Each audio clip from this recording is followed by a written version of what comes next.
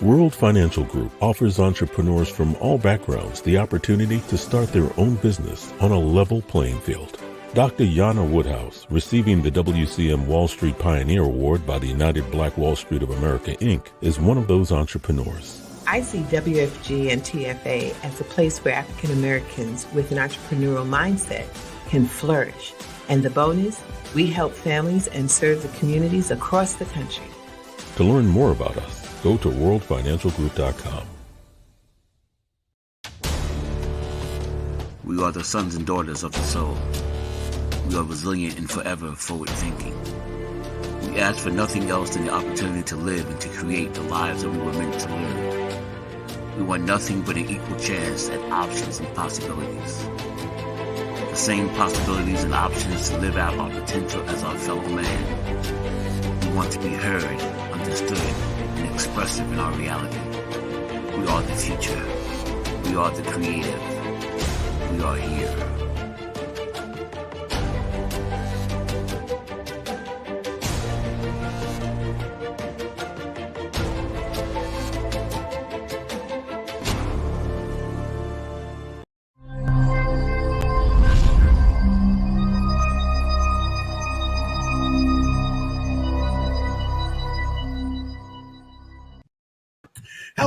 Hello, and welcome once again to another Tuesday where we get to do what we do best, which is helping you get to that next level when it comes to your finances.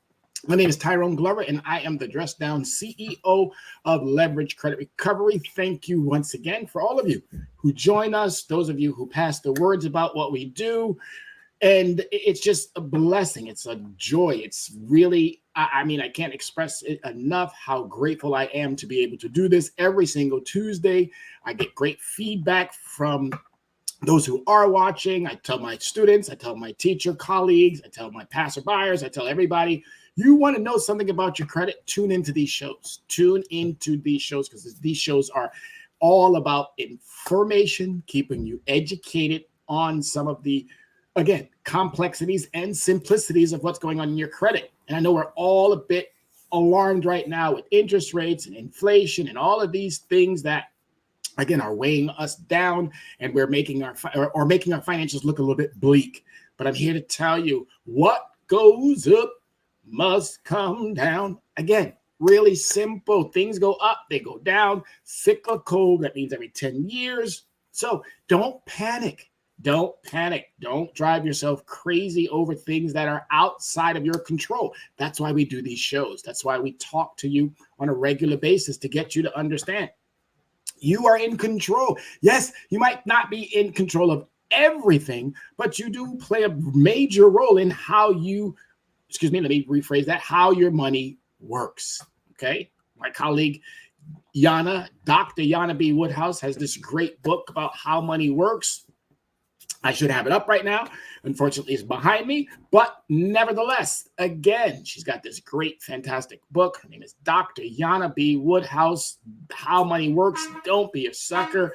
We got to do better, folks. We have to do better. And her show is literally on Thursdays, same time slot. Don't forget to tune in. But we got to do better. We have to do better by our credit reports. We have to do better by our credit scores. We have to do better by the data that's going in and the data that's coming out. You have relinquished more information than you can possibly ever know, and you've given it away voluntarily, and they're using it against you. So it's really important to understand, how do I get my credit report?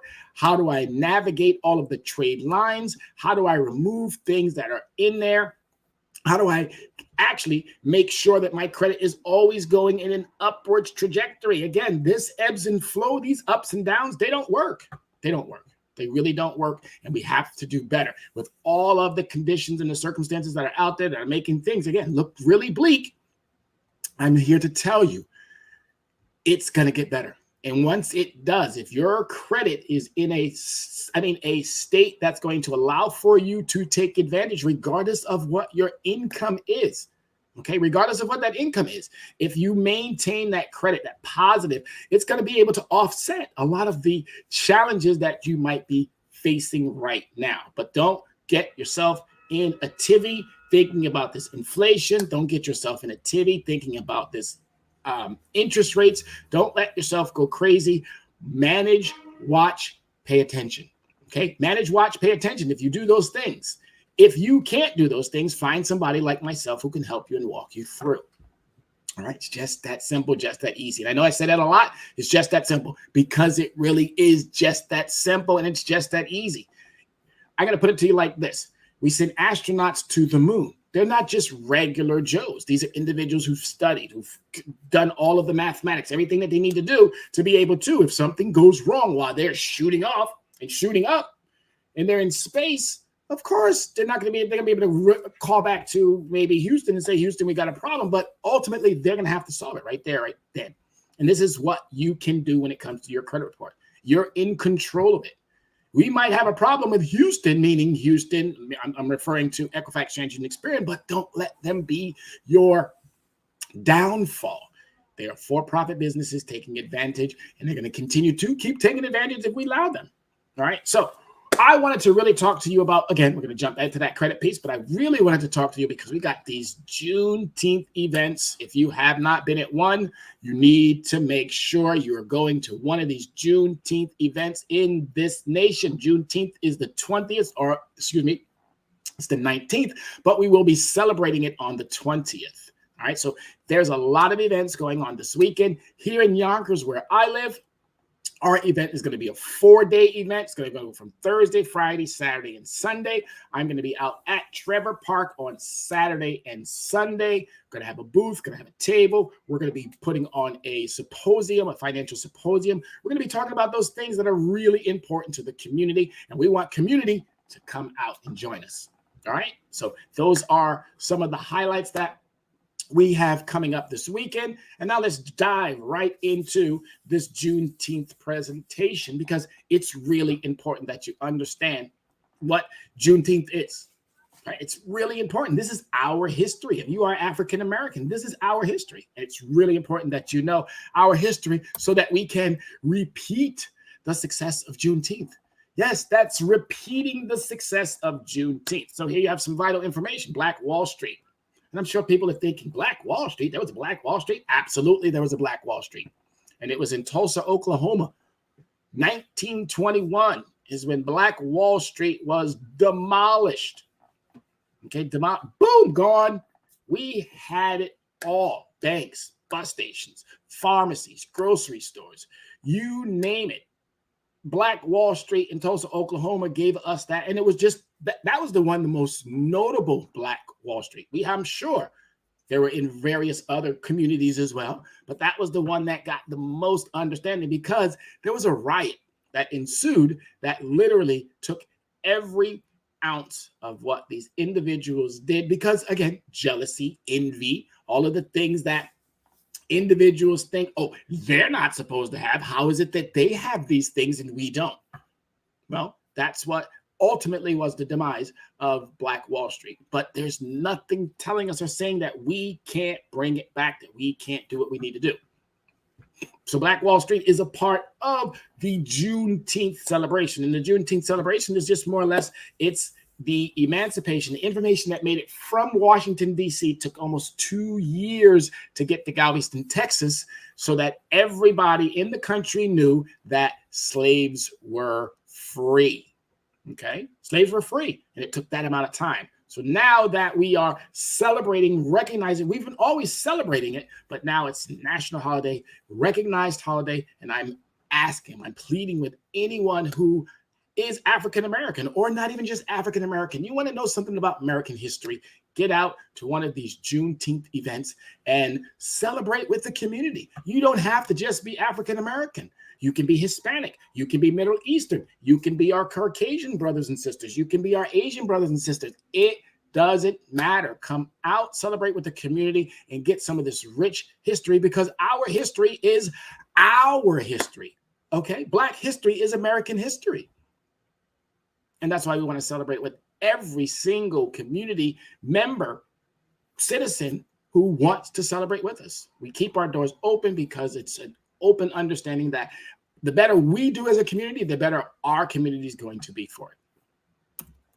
All right, so what is Juneteenth? June 19th, 1865 marks the day when it was announced that slaves were free in Galveston, Texas, following the end of the Civil War. However, the announcement came more than 2.5 years after President Abraham Lincoln had issued the Emancipation Proclamation. Juneteenth honors the end to slavery in the United States and considered the longest running African-American holiday. So it is a holiday that every single one of us as African-Americans should understand, we should know, and we should go out and celebrate it. I know that June has a lot of other celebrations that are ongoing as well. This is also Pride Month, which again, if you're an LGBT community, please also equally come out. There's a lot of those events going on equally in the community as well. And we don't mind sharing our understanding and our knowledge. So June is a great month. Not only is it the ending month for our school month, but it's also, as we are stating here, a great month to get out, enjoy some of the sun, enjoy some of the festivities, and learn as much as you can about these wonderful events that are going to be ongoing. So it's Juneteenth, a federal holiday. In 2021, Congress voted to make Juneteenth the 12th federal holiday. Before the vote, it was already a state holiday in New York and in New Jersey. So New York and New Jersey, thank you very much for doing your part in making sure that we know how Juneteenth affects us and how it's going to continue to affect us as we build it out and make it more of a prominent understanding. And before I dive into it deeply, please pick up that phone and also let someone know that, hey, that guy's back on again. He's talking about some interesting stuff. So go ahead and send out that invite. And always, I almost forgot this one too. I got to give it up to the creator, because without him, none of this would be possible. Without him, none of it. I woke up this morning and I gave thanks. I gave praise that I'm able to do what I'm able to do. I was able to go to school. I was able to educate and inform my students. And it's always a joy when I get to leave them and send them on their merry, educated way. And then I get to Tuesdays, sit here and educate and inform you of all of these great things that you are going to need to do as we move through these challenging times here in the United States.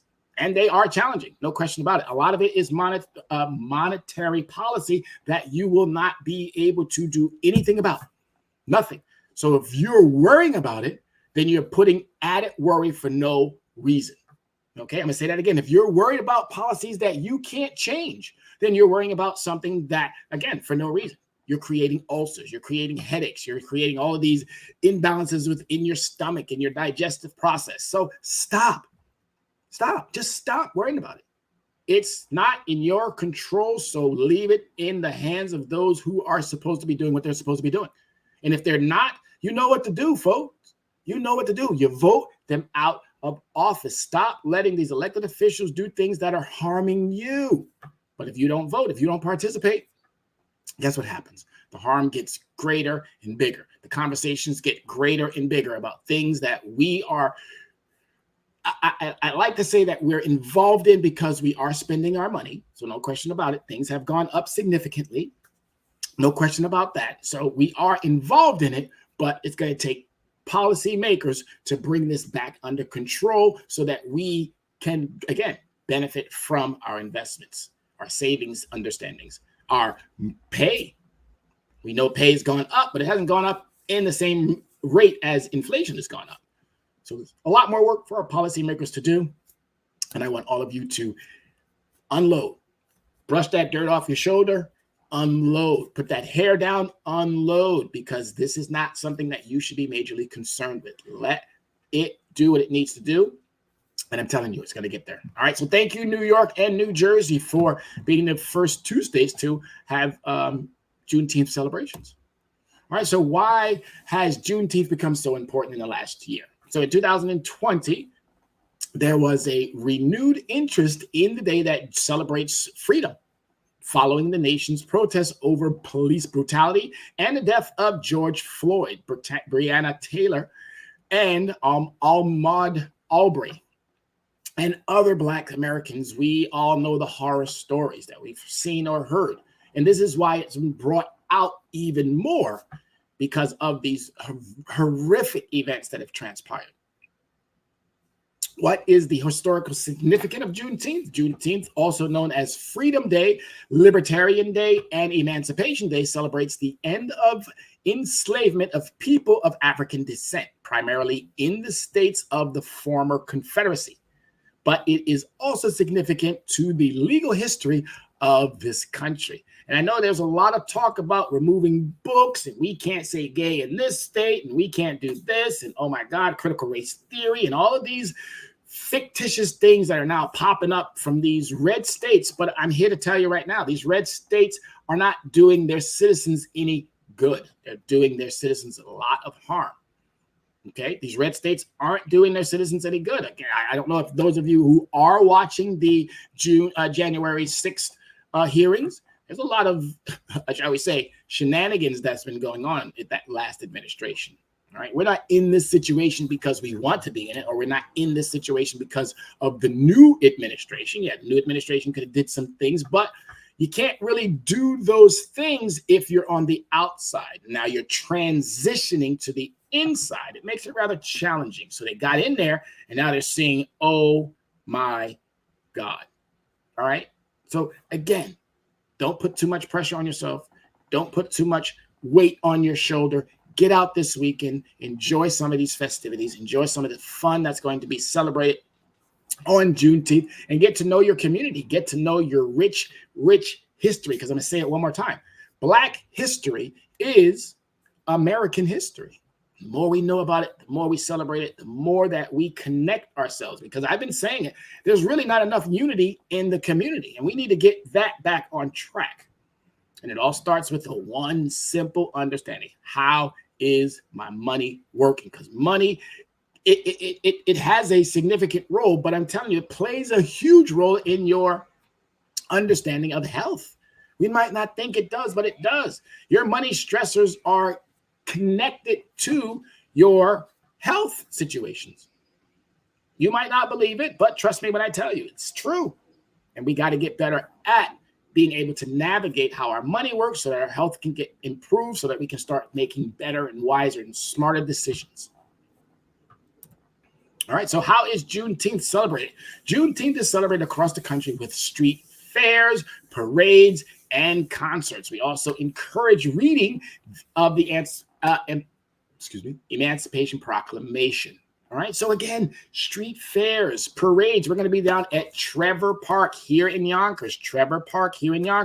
On Thursday, Thursday, we're going to be at the City Hall, raising of the flag.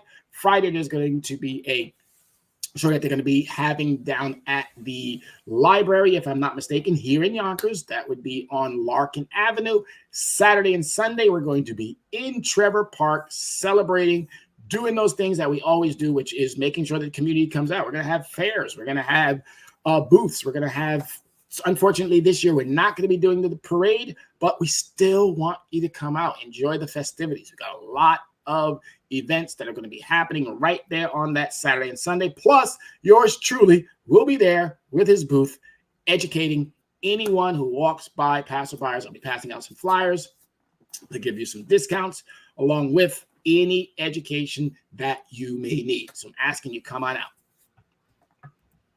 All right, so interesting things you didn't know about Black Wall Street.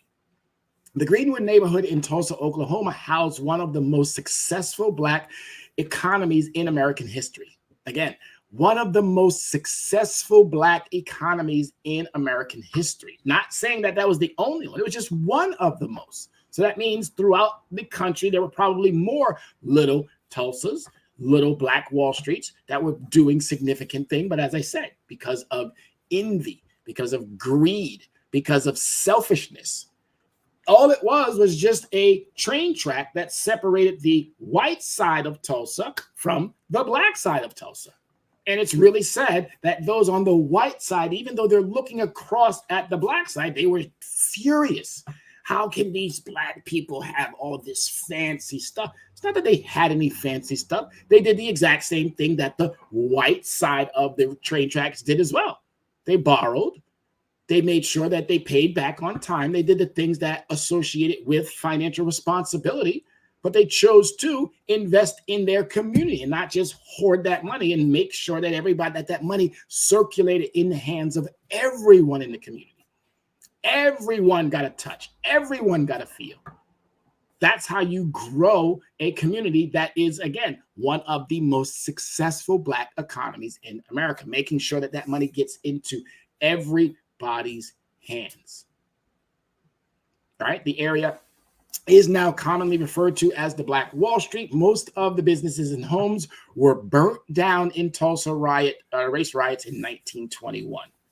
So that's pretty disappointing that we have to talk about that it was destroyed because of envy, because of jealousy, because of just the pure fact that white people didn't want Black people to appear to be better than they were. And that's all it was. It was the appearance of. It's not that we were better or they were better. It was a fictitious understanding, just like right now, this whole election stuff that, oh, Biden didn't win, Trump is the duly elected. Trump's not the duly elected, bottom line. Okay? Same thing here. They thought, they made this whole thing up in their brain talking about, oh my goodness, look at them over there. They got glass in their windows. Oh, that's what you're supposed to have. They got doors on there. Well, that's what you're supposed to have. They got pharmacies, grocery stores, bus stops, and trains. Again, that's what communities are supposed to have. They got banks. Again, why shouldn't we have those in our communities? All right? So jealousy, envy, just the pure racist understanding that they are clearly doing better than us, and that cannot be. So most money stayed in the community. Now, this is what really is, it knocked it out the park for me. So the money stayed in the community. The dollar circulated 36 to 100 times in the tight-knit community. Again, 36 to 100 times. That means people were able to get that money, do things with it, and boom, pass it off to the next one. Get that money, do things with it, boom, pass it off to the next one. Get that money, do things with it, boom, pass it off to the next one. According to the San Francisco Bay.com, a single dollar might have stayed in the Tulsa for almost a year before leaving the Black community. Oh my God, that just sounds so promising. That sounds like, oh my God, if you were not able to make something of yourself, then you probably talked to somebody who could make something of yourself. You had so many opportunities because of, again, how that dollar stayed in the community and allowed for everyone to benefit from it because it stayed in that community longer than it does today. Comparatively, in modern times, a dollar can circulate in the Asian community for a month, Jewish community for 20 days, white communities for 17 days, but it leaves the modern day Black community in 6 hours. Okay, that's disappointing. In 6 hours. And I told you, and I've said it before, and I'm going to tell you again, if we Black folks would stop shopping for one day, it would send this economy in a tailspin. Policymakers would be, oh my God, we got to fix this. They'd be jumping at the opportunity. We have the power. We have the ability to. We're concerned about interest rates. We're concerned about inflation. We'll stop shopping. We already said, oh, gas is $5. That's the one that the pundits say. Well, as soon as gas hits $5, that's going to be the breaking point for everybody, and they're going to start riding their bikes. No, we're not. We're still going to get in them big SUVs. We're still going to do everything that we normally do. We're just going to find a new threshold to do it at. It won't be $5. Okay, it'll be $6. It won't be $6. Okay, it'll be $7. It won't be $7. Okay, it'll be $8. All right, so we got to make sure that we're doing everything we need to keep this situation going in the manner in which it should.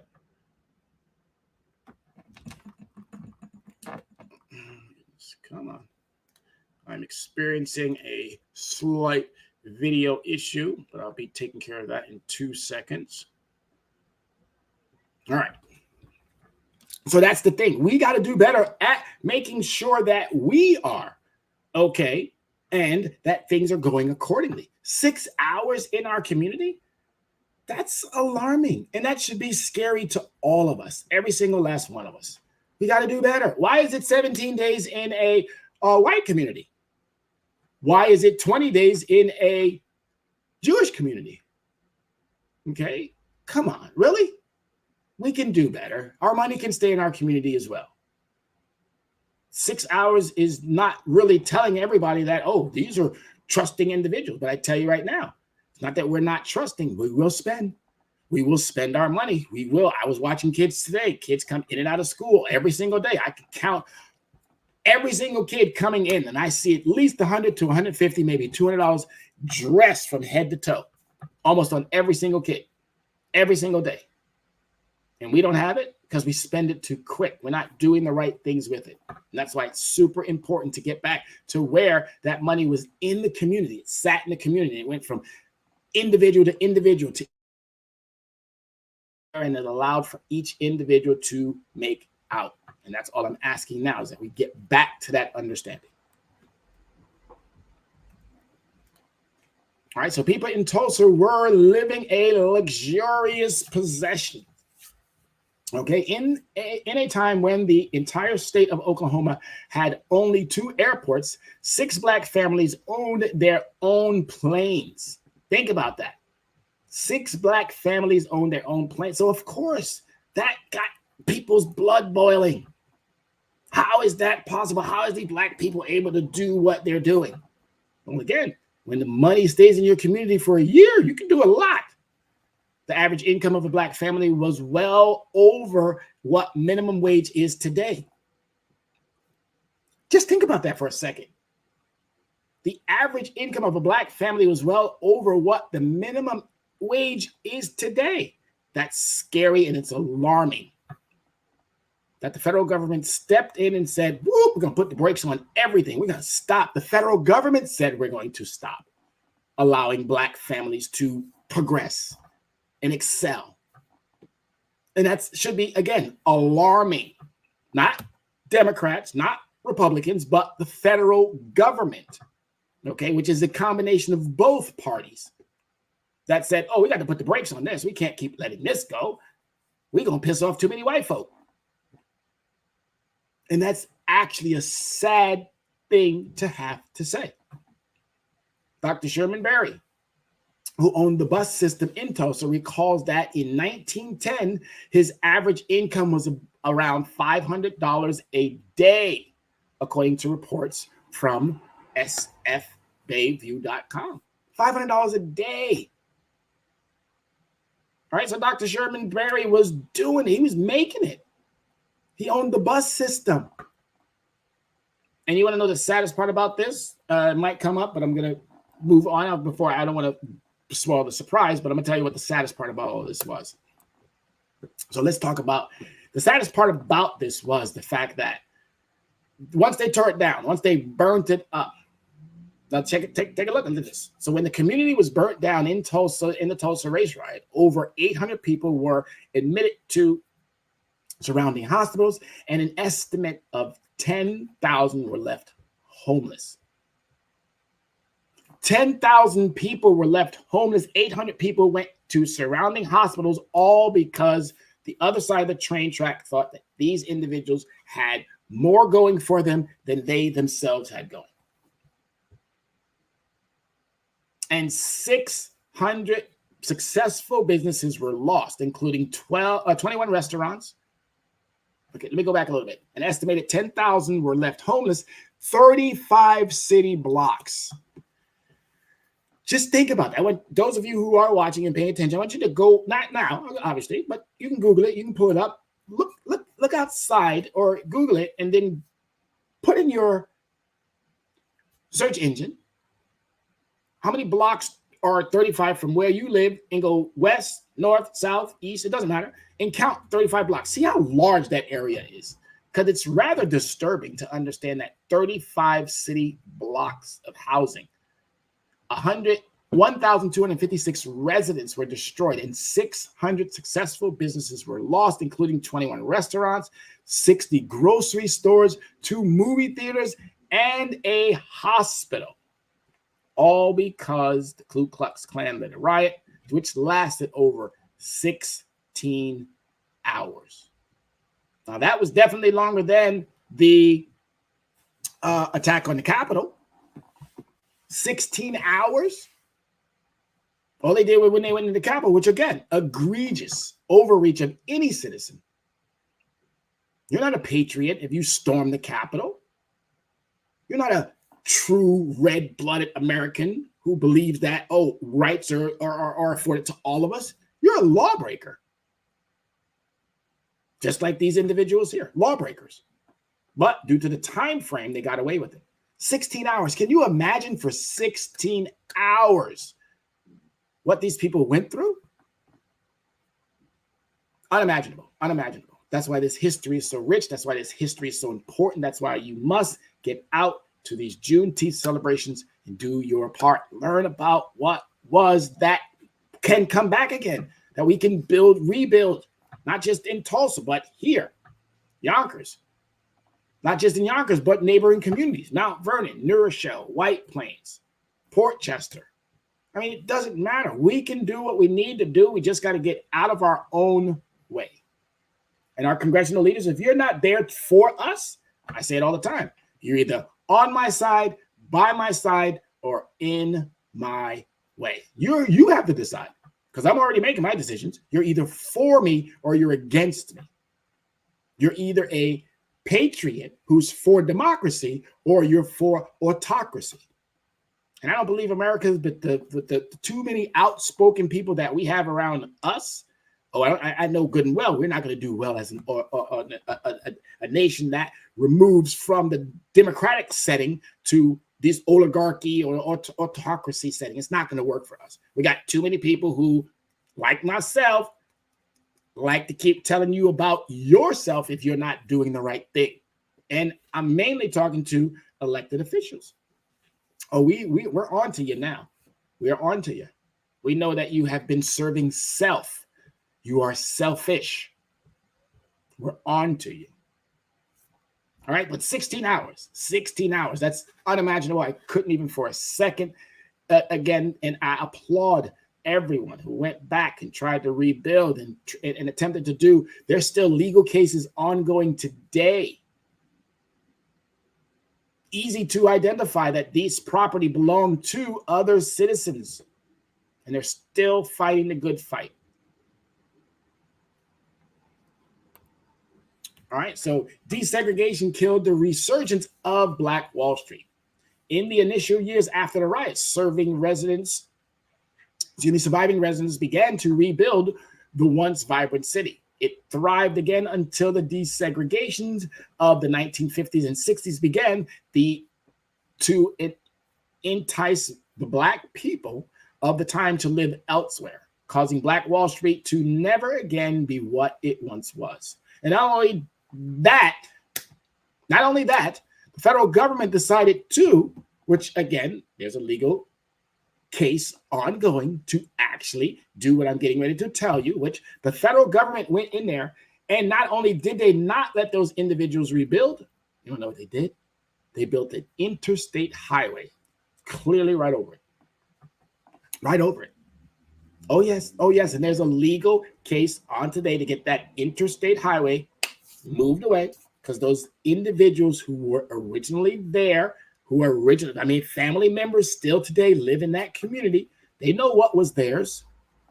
They know what they owned. So it's not a mystery. Our history is not a mystery. It just now needs to be put out there so that we all understand. We can overcome. We can make things better for ourselves. But we got to want it more than those who are presenting it to us. So what happened to the bodies of those who died after the riot? The Tulsa Race Riots Commission conducted archaeological digs to test the soils of unmarked graves around the area. The test revealed that hundreds of bodies have been burnt outside of the cemeteries. So again, just thinking about, this is why we celebrate Juneteenth, because something like this can never happen again. It can never happen again. It can never happen again. Our means of ways and how we use our money, spend our money, let our monies work in the communities, This has to improve, and we can't continue to keep up on this horrible path that we have found ourselves. We're going to require of businesses to pay better wages. We're going to require of our elected officials to make sure that laws and policies and acts are beneficial to all citizens and not just a select few that the last administration ultimately tried to make sure that if it wasn't white, it wasn't right.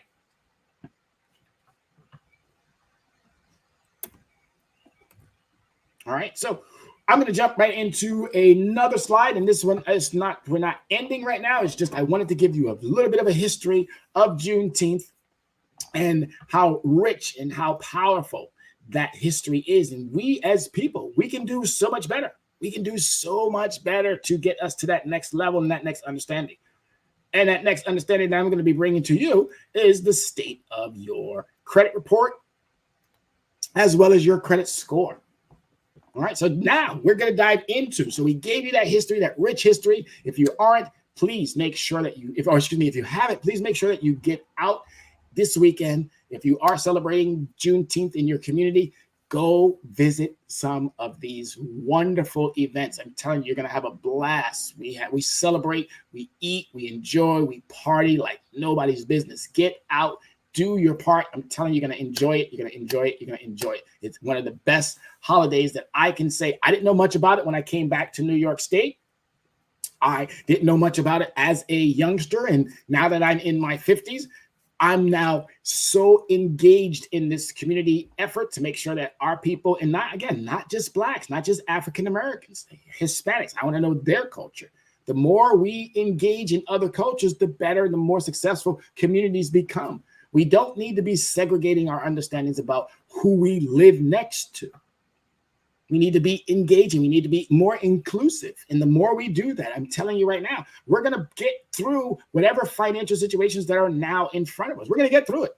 We're going to get through it. It might seem bleak. It might seem disturbing. It might seem challenging. But I'm telling you now, what goes up, and I'm going to keep saying it, must come down.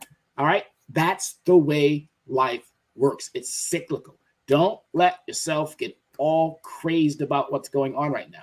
We're going to be talking about that later because I'm going to bring some really important guests back into the show as time goes on over the summer. So I want you to know from the other experts that I talk to as well. Hey, what can I do about my taxes? Hey, what can I do? Do I need a fiduciary? Do I need someone who can help me budget and manage my finances properly? Yes, you do. Because if you think about, you're dealing with businesses. You're dealing with businesses, and they're using a language that you don't speak.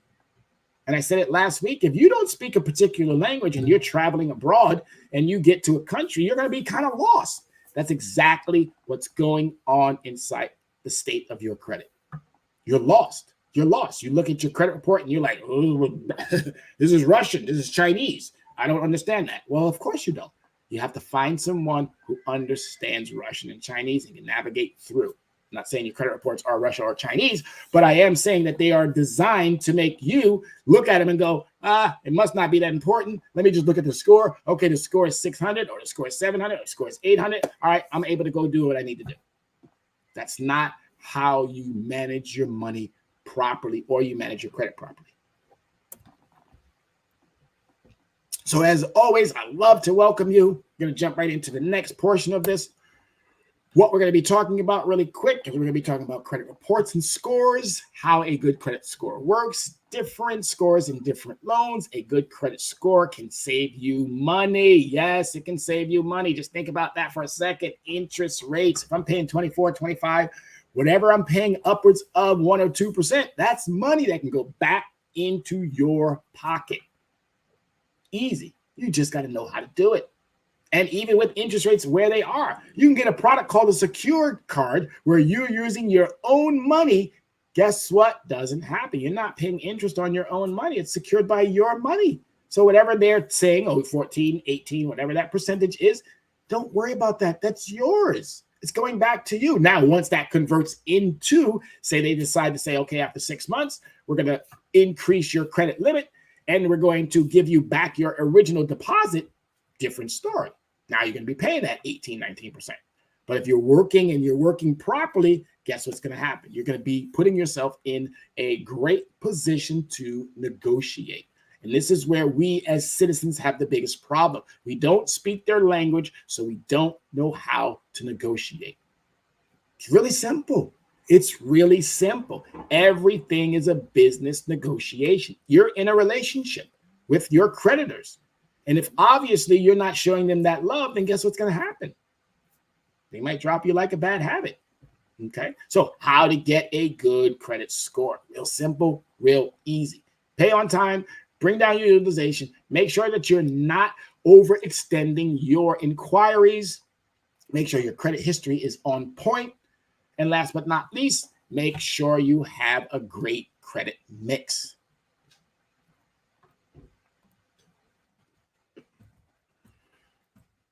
All right, so how a good credit score works. Your credit score is a 3-digit number which summarizes the information in your credit report, a regular update record of all your borrowing history based on information submitted by your creditors, each of the 3 major credit bureaus. And I like to leave that word in there because I love to be able to explain it. They're not government agencies. So don't think that the word bureau is giving them any significant power over you. It doesn't. It's just something they adopted to scare you, thinking it's the Federal Bureau of Investigation Bureau. Oh my God, they must be linked to the government and they're going to come take my house and they're going to come take my car and they're going to come take my wages. No, not at all. For business, profitable entities, that one of these entities should not even, in my opinion, should not even be allowed to do what it's doing, and that's Equifax. Equifax still has an $850 million lawsuit, class action, where we as citizens who were compromised by them haven't seen not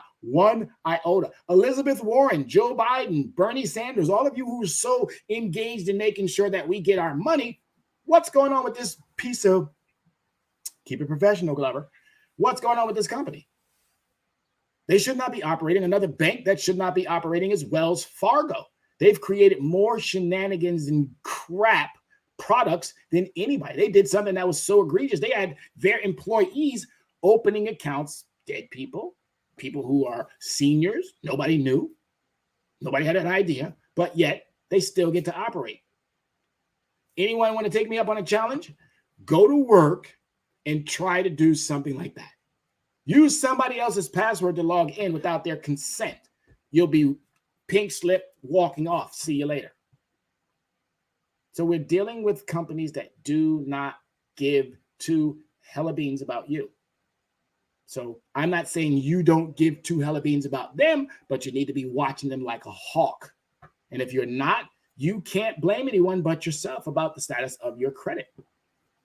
Consistency. They don't stop sending you your bill. They're going to keep sending you your bill. Once you decide to default on that bill, they're going to send that bill over to a debt collection company, and that debt collection company is going to come after you. Excuse me. And once that debt collection company comes after you, they may get tired and they'll sell it to another company, and they'll sell it to another company. And that debt just keeps circulating. It just keeps circulating. It's commodity. Debt is commodity. It keeps circulating until eventually you either meet their terms and conditions or you fight it to where it's removed from your credit history. All right. Compiling a credit report on you. That's what they do. They compile credit reports. And all of this information that they get is voluntarily given. You do not, and I'm saying it again, negotiation. You can talk to them and you can say, oh, but the saddest part about negotiations is that you have to have a willing partner. They put you in front of these customer service representatives. I got to laugh because a lot of them are oblivious. They are oblivious to their own company policies. They have no clue, but they get up there trying to tell you all of this blah, blah, blah. When I listen to them, it's like Charlie Brown. All right. Wah, wah, wah, wah, wah, wah, wah. Garbage, because they're not telling you the truth. And that's why they have customer service representatives. So I tell everybody, don't get caught up with them. Move to the next person. Tell you, thank you very much. I appreciate your time, but you're not a decision maker. So I don't want to waste my time on you. The next person you get, again, all they're doing is playing phone tag. Oh, well, hey, we got someone who thinks he's smarter than us, so let's pass him off to another customer service agent who's going to act like they're a supervisor. Talking to someone on the phone is not going to get you what you need. You need to put it in writing. You need to document everything. You need to make sure that you're documenting and you're sending it out. You're documenting and you're sending it out. You're documenting and you're sending it out. Congress is keeping a record of all this stuff. All right, so a mathematical algorithm known as a credit scoring model is then applied to the information in your credit report to calculate a score when a lender requests one. All right, a mathematical algorithm. Anything else I need to say about that? A mathematical algorithm that is designed specifically for Equifax Change and Experian to do what? To help you? No, it's not to help you. It's to help them. Don't ever think that these companies are there to help you. They're not. That credit boost that Experian talks about is a gimmick. Don't get bought into the gimmicks. All right, all of these points and miles and everything that you think you're getting, okay, great. If you're doing that much business, then it could be beneficial too, aren't you? No question about it. But most of us aren't doing $20, $30, $40, $50,000 in a month. So we're not going to rack up that much miles. And you're thinking it's going to take you, I'll do 2 grocery store shopping opportunities and I'll go to the gas station 3 or 4 times and I'm going to rack up 2,000, 5,000, 8,000 miles. Well, those miles ain't going to get you nowhere because you need like 150 million of them to even begin to get from New York to Jersey. Hypothetically, I'm making that up. Okay, but I'm just telling you now, don't get bought into the gimmicks. They're gimmicks. All right, whose hand is in your wallet? Samuel L. and what's his name again? Kevin Hart. Capital One. That's the hand in my wallet. Okay, your 2% means absolutely nothing. If you can give me 2, give me 52, or give me 72, or give me 92. If you're that generous, you're so on my side. You're not on my side. JP Morgan, excuse me, not JP Morgan, but yes, I think it is. No, Chase, my apologies. Chase, Jamie Dimon's getting $52 or $54 million for being the CEO as a bonus. So you think Chase is working for you? All right, so a mathematical algorithm. All right, it's really important to understand these things. It's really important. If you're not good at math, you're never going to be able to understand that algorithm. And that algorithm is called proprietary information, so they're not sharing it with you. So that's why you need individuals who are smart enough to be able to, again, negotiate better terms and conditions for you until you are able to do it yourself. All right, so the 5 key considerations that a bank will take into account when reviewing loan eligibility. Conditions, the purpose of the loan. All right, most of us probably want it for our house, we want it for a car, we want it for a line of credit, we want it for a credit card, whatever the conditions may be. Capacity, how you plan to repay the loan. I got to have some employment. If I'm a business, I need to make sure that I'm generating a certain amount of revenue every single month. If I'm not generating that revenue, how do I turn over more revenue? What products can I bring in? What new initiatives can I set up or install that's going to allow for that capacity to grow? That would allow for you to be able to repay that loan without any problems whatsoever. Collateral. Some banks will be asking for some form of security or guaranteed payments. And a lot of us, again, we don't have it. But if you got good credit, guess what that is? That's your collateral. If you've been paying your bills on time, been bringing down that utilization to a reasonable understanding, keeping that credit inquiries down to a reasonable understanding, making sure that your credit history is you and not somebody else, making sure that you have a proper credit mix, that's going to be your collateral. Character demonstrates responsibility and integrity of your actions. And I tell my kids this all the time in school, and they're not even nowhere near ready for credit, but I tell it to them all the time. It's about your actions. It's not about what you say. It's about what you do that will demonstrate exactly what individuals are looking for. Those actions. And lastly, the capital. What you have personally invested in the company. All right, so they're going to be wondering, have you been working with us? If you haven't been working with us, or you're new, so we might have to put you through a little bit of a test. But if you've taken care of all 4 or maybe even 3, they might not put that test as so hard as you might think it is. They might give you 30 days or 60 days. Right? But there are opportunities out there beyond my wildest dreams, and I want you to be able to reach every single one of them. But you have to want it more than those of us who are providing it to you. It's just no way of getting around that. All right, so different scoring models use similar aspects of borrowing history to compute credit scores, such as payment history on loans and credit cards and total debt. But they weigh them in different ways, so your credit score can vary by scoring model. Different models also set forth different scoring ranges, potentially resulting in a score that's good in one model or fair or even excellent in another. So Equifax, TransUnion, and Experian, again, they may all be giving you a score, but a lot of that information is not being disseminated or graded in the same manner because it might not be on one credit report or one scoring agency than it is on another. So this is why it's so important to make sure that you are who you say you are when it comes to your creditors. All right, FICO even created different scores that are utilized according to the type of credit sought. All right, so again, mortgage, auto, lines of credit, credit cards, these is that mix that I was referring to. One score is used when you're applying for an auto loan, and another score is used for a mortgage application. Another is applied when you request a new credit card. Moreover, different creditors report information to different bureaus. Again, they are not government agencies. I want you to understand that because you're going to see that word more than I'm going to see that word because I know what the meaning of that word is. They are not government agencies, so don't be afraid to address whatever challenges you may have when it comes to those entities if you have a disagreement, all right, and at different times. So you may have a good credit score based on one bureau's report and a fair credit score based on another. So it's really important to understand your credit and how each one of them apply to you. Regardless of the scoring models used, if you have a good credit score, you're statistically less likely to become delinquent. All right, so that means you've been doing good and you probably don't want to find yourself doing bad. I'm going to have to adjust this a little bit. Due to the current financial circumstances, absolutely, you may have seen your credit take a little bit of a dip. And if it took a major dip, don't worry.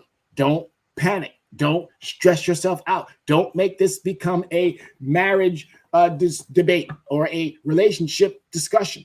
It's not.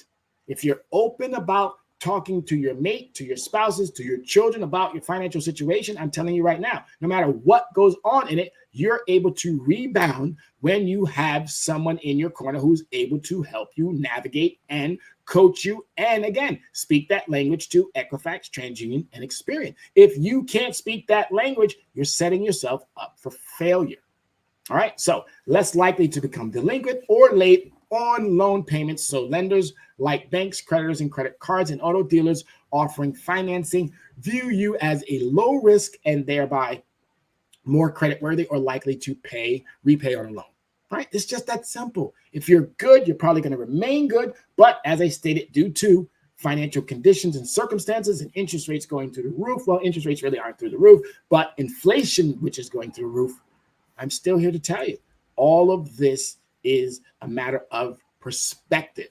If you do your part and allow for the federal government to do its part, once it gets off of its hind parts to do its part, and I'm not saying again, this administration, we have to understand something about the presidency.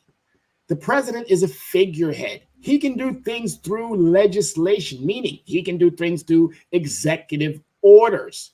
We still got two other equal bodies. We got the courts, which is the judicial body, and we still have the Congress, which is the legislative body.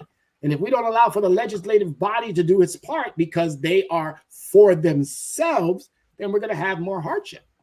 It's just that simple. We're going to have more hardship. All right, so it's really important to understand that. In turn, you're more likely to get approved for a mortgage, credit cards, or other forms of credit. And that too at a more favorable APR, which is annual percentage rates, and terms that can potentially save you hundreds or thousands of dollars. All right. However, the specific scores you need to get approved will depend on the lender and the loan. All right. But if you're dealing with great credit, there's nothing to worry about. Nothing. And this is what we are attempting to convey.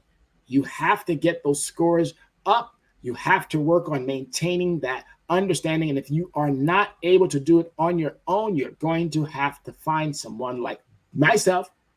And I celebrate all of my colleagues who are out there. If you're doing what I'm doing, okay, applause.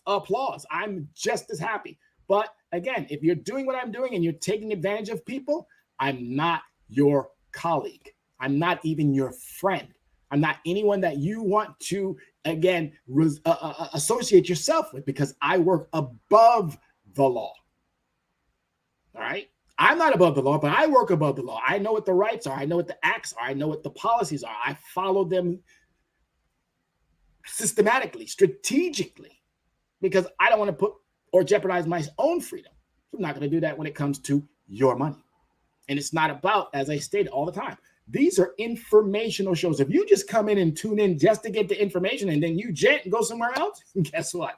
I'm going to be just as happy as I am if you decide to continue and follow what we're doing. I'm going to be just as happy. All right, so a good credit score can save you money. That's just that simple. A good credit score can save you money. You got to want it more than we do. 24%, bringing it down to 18%. 18, 24, what is that, 9? Nope, I'm a math teacher and I should know this. And it's so funny because when you get in the groove, so it's 6, my apologies. All right, so 6, that's 6 points that comes back into your pocket. What if you go from 24 to 12? That's 12 that goes back into your pocket. What if you go from 24 to 5? That's 19 points that go back into your pocket. That's money that goes back into your pocket. That's why you want to work harder at getting these interest rates down for your benefit. And that's a negotiation. If you've been in a relationship with Chase, Bank of America, Wells Fargo, whatever third party, whatever alternative lender that are now out there, and there are a lot of them popping up. If you go to Instagram, LinkedIn, or excuse me, not LinkedIn, but Instagram, TikTok, sometimes Facebook, sometimes Twitter, and you look at what pops up on that screen, Instagram and TikTok are the most heavily populated with these new engagements when it comes to financial opportunities. Again, you're going to set yourself up for a huge success, but you got to know what to do. All right. So it can save you a lot of money. For example, let's say you want to take out a 30-year mortgage on a $250,000 home. As you have a good credit score of 670, your lender is willing to approve you for a low annual APR of 3.43. Your monthly payments would be around $1,100, and your pay, meaning when you're done with it in interest, you'd pay an extra $150,000 over the term of the loan. So if you had only a fair credit of 569 and qualified for a higher APR, again, that 40% different or 43% different, you're paying now, again, still around $1,100, but 73, but look at what you're paying more in total interest. $21,453. And that's only just, again, from 670 to 659. That's an 11-point swing. And that 11-point swing is costing you $21,000 more dollars. Right? It's possible, folks. It's more than possible. So how to get a good credit score? How do I get a good credit score? I'm going to actually pause and stop it right there, because this is what I want to talk about next week. So I'm going to leave you with a cliffhanger, like most of the good shows do, because we are a good show. Not only are we a good show, we are a great show. So I'm going to leave you with a cliffhanger because I want you to come back next week. I want you now to be looking at it going, oh, I can't believe he just left us. Who killed Luke? Who killed Laura? Who shot JR? I can't believe he's leaving us with this cliffhanger. Yes, I am. I'm leaving you right here with this understanding because I want you to come back. I want you to bring friends. I want you to come back because I want you to understand, how do I get a good credit score? All right, as always, drop us a line. We love to brainstorm with you. Again, our mailing address is Leverage Credit Recovery, P.O. Box 101, Yonkers, New York, 10702. P.O. boxes, I didn't know, they begin with 2, or they end with 2. phone number. If you want to send us a text, 805-428-9424. The email, and I have two of them. Leverage Credit Recovery is for general inquiry @gmail.com. And if you are ready to get started right now, right this minute, hit me up on Leverage Credit, Coach Credit 411, and we can get the process going right now, today. All right. And if you just are, again, looking for some more information, go on to leveragecreditrecovery.com.